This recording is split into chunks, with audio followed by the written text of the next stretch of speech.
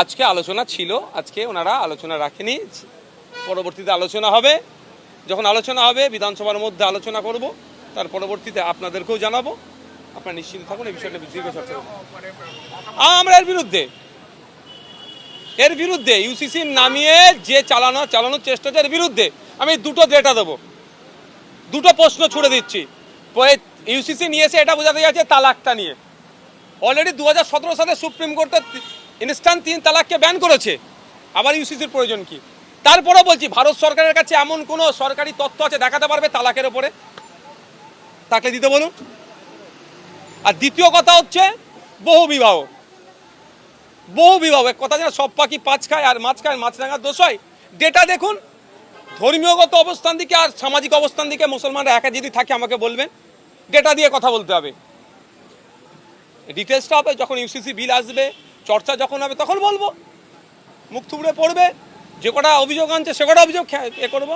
3 নম্বর কথা বলি, যে বলা হচ্ছে মুসলিম মহিলাদেরকে নাকি, মুসলিম পার্টিকুলার নয়, মহিলাদেরকে নাকি করা হবে, সম্পত্তি সমান ভাগ দেওয়া হবে। আমি একটু বলে দিই, মুসলিম মহিলা 4 টাইমস বেনিফিট পায় সম্পত্তি থেকে, as daughter, as wife, as mother, as sister. 4 times মুসলিম ধর্মীয় রীতি অনুযায়ী তারা বেনিফিট পেতে পারে। আবার তা বরঞ্চ যদি মুসলিম মহিলাদেরকে এরা স্বাবলম্বী করতে চায়, তাহলে প্রশ্ন আমি করছি, এবারের অর্থবর্ষে হাই মাদ্রাসার ক্লাস 9 থেকে 12-এর যে মুসলিম পরিবারের গরিব মহিলারা ইন্টেন্সিভ হিসাবে যে টাকাটা পেত, সেই ফান্ড কেন জিরো করলো? এটা তো সরকারকে উত্তর দিতে হবে। সুতরাং আলোচনা আছে, আলোচনা হাউসের মধ্যে হবে। যখন বিলটা আসবে আপনারা লাইভ দেখতে পাবেন, পরবর্তী প্রশ্ন থাকলে করবেন। টাডা আর যে ধরনেরগুলো আছে, যেগুলো ছিল, যে কাজে ব্যবহার হচ্ছে এটাই সে কাজে ব্যবহার, বড় অপোজ করবো।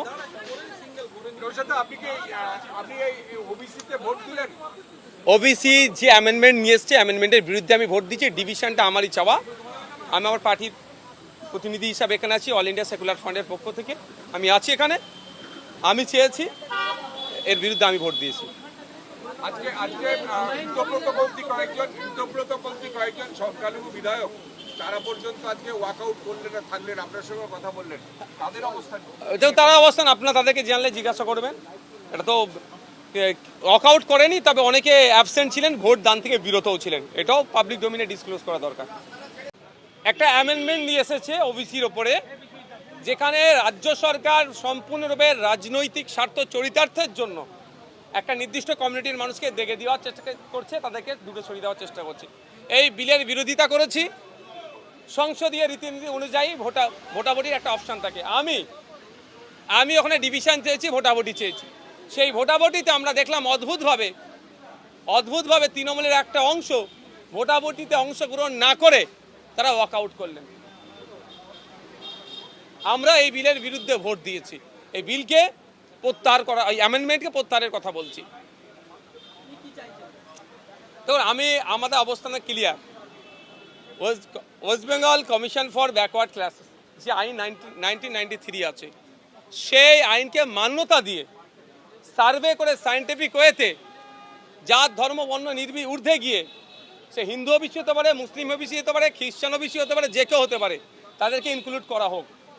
তা না করে তড়িঘড়ি অলরেডি যেটা সুপ্রিম কোর্টে মামলা চলছে, এখনও শেষ হয়নি, এখানে অ্যামেন্ডমেন্ট নিয়ে এসে তাদেরকে বার করে দেওয়ারটা কোনো একটা জায়গায় চক্রান্ত বলে আমরা দেখছি।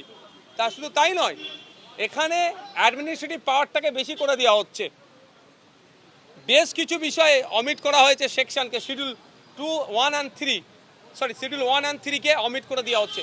এই 1 and 3-কে অমিট করে দিলে, যে এই শিডিউলের মধ্যে কারা আছে, কারা কোনো জাতিগোষ্ঠী আছে, সেইগুলোকে তার চিহ্নিত করা হতো, এই শিডিউলের আন্ডারে ছিল, সেগুলোকে করে দেওয়া মানে এটাই যে আগামী দিনে আইনি চ্যালেঞ্জ করতে গেলে সেই জায়গাটাও দুর্বল করা হচ্ছে। এই সমগ্র বিষয়টা নিয়ে দীর্ঘ আলোচনার বিষয়, আমরা অপোজ করেছি। শুধু তাই নয়, আমাদের অল ইন্ডিয়া সেকুলার ফ্রন্ট পার্টির পক্ষ থেকে আমরা ডিভিশন চেয়েছি। সেই ডিভিশনে মোট 17টা ভোট মানে এই বিলের বিপক্ষে পড়েছে। তার মধ্যে মমতাপন্থী যে তৃণমূল এখন আছে, তাদের কিছু ভোট পড়েছে।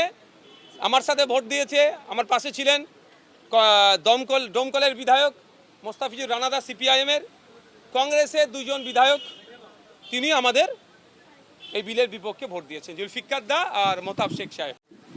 হুমায়ুন কবির যে বক্তব্য রেখেছেন সেই বক্তব্য নিয়ে আপনার কি প্রতিক্রিয়া? অনেক আগে আমি এই ধরনের বক্তব্যের বিরোধিতা করেছি। আমি কোনোদিন এই অফেন্সিভ বক্তব্য দিইনি, আর কোনো বক্তব্যকে আমি প্রমোট করিনি বা তাকে সমর্থন জানাইনি। হুমায়ুন কবির বলছেন যে সংখ্যালঘুদের মানে অধিকার খর্ব করা হচ্ছে, এই ব্যাপারে কি বলবেন? এটা দ্বিমত হওয়ার কোনো জায়গাই নাই। কিন্তু সংখ্যালঘুদের অধিকার খর্ব করা হচ্ছে মানে রাগ হচ্ছে, রাগের জ্বালা মেটাবার জন্য 4টে গরম গরম কথা বললে অধিকার ফিরে আসবে না। সায়েন্টিফিক ওয়েতে যেতে হবে, নির্দিষ্ট পরিকল্পনা করে এগোতে হবে। কোন জায়গা থেকে অধিকার কাটছে সেই অধিকারটা না কাটতে পারে, তার জন্য অ্যান্টিডট কি আছে। 4টে গরম কথা বললে অধিকার ফিরে চলে আসবে না। হুমায়ুন কবির বলছেন যে আমি মুসলমানদের সাথে নিয়ে রাস্তায় নেমে সেটা ভেঙে দেব, এই শব্দটাকে, এই বাক্যটাকে আপনি কি কোনোদিন সমর্থন করতে পারি না। 1 নম্বর কথা। 2 নম্বর কথা, মুসলমানদের কেন ঢুকাচ্ছেন? ওনার দলটা কি শুধু মুসলমানদের জন্য তৈরি হয়েছে? আমার যতটুকু জানা মতে ভারতবর্ষে এমন কোনো রাজনৈতিক দলকে election commission of India registration দেয় না কোনো একটা নির্দিষ্ট ধর্ম, বর্ণ, জাতের জন্য, ধর্মের জন্য যদি তৈরি হয়। একটা সম্প্রদায়কে উনি অন্যায় কাজের দিকে উদ্বুদ্ধ করছেন? সেই মমতা ব্যানার্জির দলে তো মানে মমতা ব্যানার্জির কথা মনে পড়ে যাচ্ছে। সে কোনো না কোনো একটা যেমন টান হচ্ছে, এটা আমি পক্ষ নিতে পারছি না, এর বিরুদ্ধে আমি। হুমায়ুন কবিরের বক্তব্যের উপরে মুখ্যমন্ত্রী বললেন বিধানসভার মধ্যে এটাই হচ্ছে শেষ বক্তব্য। তার মানে এবারের বক্তব্যটা যদি সমর্থন করলেন? দেখুন, এটা ওইরকমভাবে তিনি বলেননি। যতটুকু আমি শুনেছি বলছি, প্রতিবাদ জানিয়েছেন। প্রতিবাদকে আমি স্বাগত তখনই জানাবো যখন এইটা সবার ক্ষেত্রে প্রযোজ্য হবে। নামটা হুমায়ুন কবিরের জন্য ওর অফেন্সিভ বক্তব্যকে আমি কোনোদিন সমর্থন করি না। যদি হুমায়ুন কবির বলে তার জন্য এটা বিবৃতি, আর এখানে যদি হরে কৃষ্ণ বলে তার জন্য চুপ থাকলে, তাহলে মুখ্যমন্ত্রীর বক্তব্যকে সমর্থন করব না। হরে কৃষ্ণর জন্য যেমন তিনি কঠোর ব্যবস্থা নেবেন, হুমায়ুনের জন্য যদি কঠোর ব্যবস্থা নেই, তাহলে আমি বক্তব্যকে সমর্থন জানাবো।